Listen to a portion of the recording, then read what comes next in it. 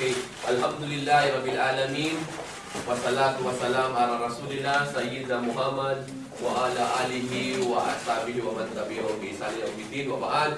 Wassalamualaikum sa aking mga kapatid na Muslim na nanonood din dyan sa television dyan sa may kabilang kwarto. At assalamualaikum mga kapatid ko naman na mga kabaihang Musliman. Paksa na aking nakatoka sa hapong ito ay kikwento ko raw sa inyo paano ko naging isang Muslim, paano ko natagpuan ang pananampalatayang Islam.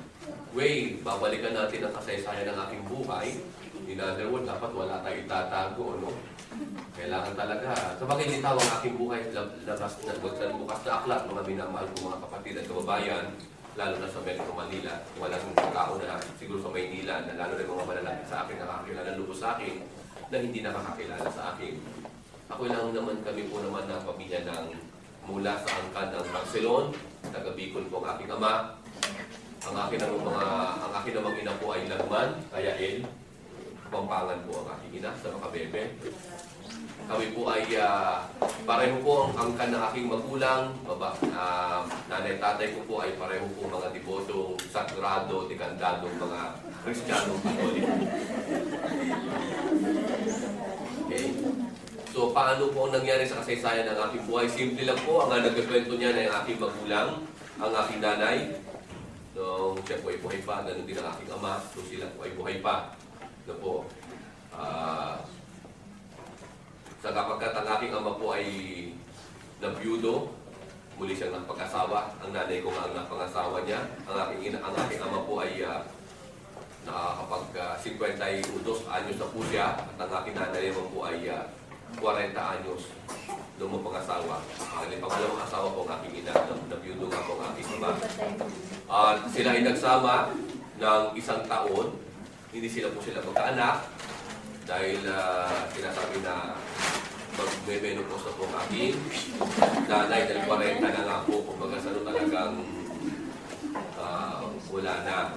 So, nangyari po ay meron po kaming first cousin ng aking ama, si Father Emeterio Barcelon. Ang kasalukuyang pari po sa may Ubando, Bulacan, SDD. At si Father Emeterio Barcelon po ay pari pa rin hanggang ngayon, ang aking pinaka-uncle, kalipisan ng aking ama, na siyang kasalukuyang presidente po ng Cagayan University sa Cagayan de Oro. O, siya din doon ang presidente. Yan yung isa sa kolumnista ng Manila Bulletin, ang aking uncle, kalipisan ng aking ama. So, ang kasalukuyan kasi po noon, nung hindi pa ako sinisilang sa mundo, ang kasalukuyang parokya ni Uncle Eddie, tawag ko namin Uncle Eddie, no? Pari po yan, si Padre Emeterio Barcelon, ay dyan sa Bilubad ng Bulacan. No po? Siya po ang nagsadya sa aking ama, sa mga magulang ko noon, na para sila daw magkaanak, magsayaw sa Ubando, Bulacan sa piyesta.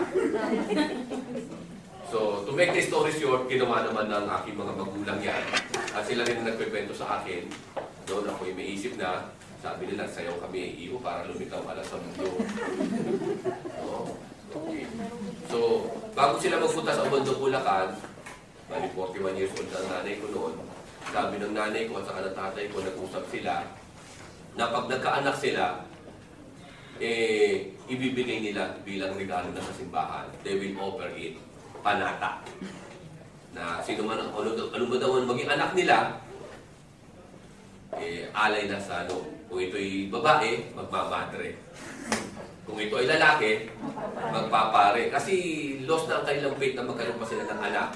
So to make the story short, piyesta noon, na po, 1964, nagsayaw nga sila sa Ubando, Bulacan. Panata. Sayaw sila. Sa kalye po yun, ano? Alam niyo yun, ano? Yes. Ano nakakaalam yung sayaw? No? Sayaw doon sa... Then, yun nga, pagkatapos ng ilang buwan, yun nga, eto na nga. Impregna ng aking nanay. Yung kasaysayan ng tutuparin ba nila, yung pangako nila na ako ba ay magpapare, ako ba ay bibigay nga na ba nila akong offer. So, nung lumabas po ako sa mundong ito, sila rin nagkakwento, ay after 1 month na pag-aalaga sa akin ng nanay ko, ibinigay na ako sa uncle ko ngayon sa Ubando, Bulacan, sa simbahan. So, doon po ako lumaki ngayon sa may Ubando, Bulacan. Ang gatas ko, damit ko, lahat galing sa simbahan. Kaya, ang buhay ko, lumalabas magulang ko na simbahan eh. Diyan na ako lumaki sa simbahan na talaga, ano. Nung magtatapos na ako ng grade 6, bumalik yung nanay at tatay ko sa kinausap si Uncle Emmy. Kasalukuyan na ako sa Kristan noon eh. Regular na ako. Kasi, kumbaga, 5 years old pa lang ako sa Kristan na ako eh. Kasi doon ako lumaki sa simbahan, nakakabisado ko na yung trabaho lahat. No? Kaya 5 years old pa lang ako sa Kristan na ako ng aking uncle. Pero nung ako'y nagtapos na ng grade 6, binawi nila ulit ako sa, sabi nila, kami naman magpapaaral sa high school sa bata. So to make a story short, kinuha nila ulit ako. No? Pero ibabalik daw nila ako pagka nakatapos na ng college para magpari na. Ipapasok na talaga nila ako para mag-priest. Yung pangako ng aking magulang. Kasi naman talaga, kahit tinupad ka nila eh, tutuparin din nila ulit yun. So to make the story short na naman, balik na ako rito sa Maynila, sa Tondo, pati ko na rin Tondo, dyan sa may Tondo po, malapit sa Pangkusay, malapit dyan sa may Tayabas, ano po. Dyan ako nanirahan, dyan kami nanirahan ng aking mga magulang. So, nag-high school po ako dyan sa public school. Dyan sa Teodoro Alonso High School. Dyan po ako nakapag-high school dyan. At pagdating ng third year, hindi natin alam yung kasaysayan ng buhay. Ano po, alam niyo naman ang kabataan, pagdating sa ganyang edad na, natututo ng magmahal at umibig. Naku, yun ang mabigat yan eh. Kumbaga, so kinatok na po ang puso natin. Isang kaklase natin ng ating, kumbaga sa ano nagpatibok ng aking natutulog na puso. No, nature yan. Kumbaga sa ano wala tayong magagawa. No? Natural yan. Yung nagkaklase kong yan, siyempre wala tayong karanasan sa kalangan ng pag-ibig. Patingin-tingin lang tayo, kahit kaklase ko, na crush ko noon. So, para siyempre, alam mo naman ng lalaki, para ma-please niya yung babae, gagawa siya ng paraan. Na ano, dumating ang pagkakataon na sabi ng kaklase kong yan, wala ka bang ginagawa sa linggo pagka ano lang ginagawa mo? Sabi ko wala. Bakit? Ating ka naman ng aming ng aming fellowship. Hindi ko alam kung ano yung fellowship. Sabi ko, sige, ano ba yan? Atin ako, sige. Kasi sa totoo, natagay ko siya eh. Ako pa kaya ko, anong fellowship din. No? Atin ako ngayon, Assembly of God. Assembly of God yan, sa may blooming tree. So, siyempre, na sagrado katoliko tayo, sagrado kristyano paniniwala. Sabi ko, iba ito ha, iba itong simbahan na ito, bakit walang mga rebulto? No? Sabi ko. So, pagpasok mong ganyan, kakabayan ka. Tapos may kantahan, may palakpakan. Sabi ko, parang may pasekto dito sa dapi ng galingaw kung may angel ha. No? Sabi ko, mas masaya ito, may palakpakan sa Assembly of God, mayroong drum set. May kantahan, Assembly of God. Sabi ko, okay ito ha. Kakaiba ito ha. Sa amuntalang kami, wala akong pag sinabi ng uncle ko, sininya sa tao.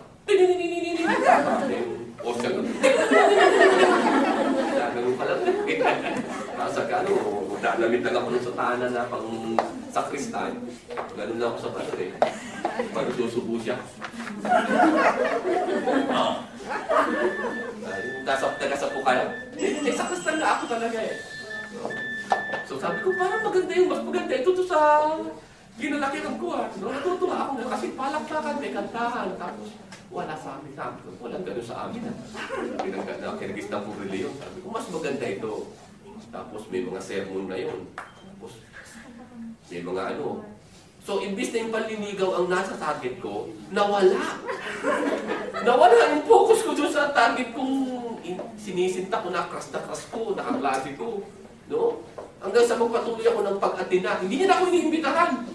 Dumadating na ako talaga noon. Kasi sabi ko, mas maganda itong reliyon na ito kaysa doon sa reliyon na kinabulatan ko. Hanggang sa atin na ako nakita. Hanggang sa naintindihan ko na mas maganda nga ito dahil ito walang pagsamba sa Diyos-Diyos. Bagang matandong pa rin yung paniniwala ko na kinigisnan ko na pagkilala na ang Diyos ay may Diyos Ama, Diyos Anak, Diyos Espiritu Santo.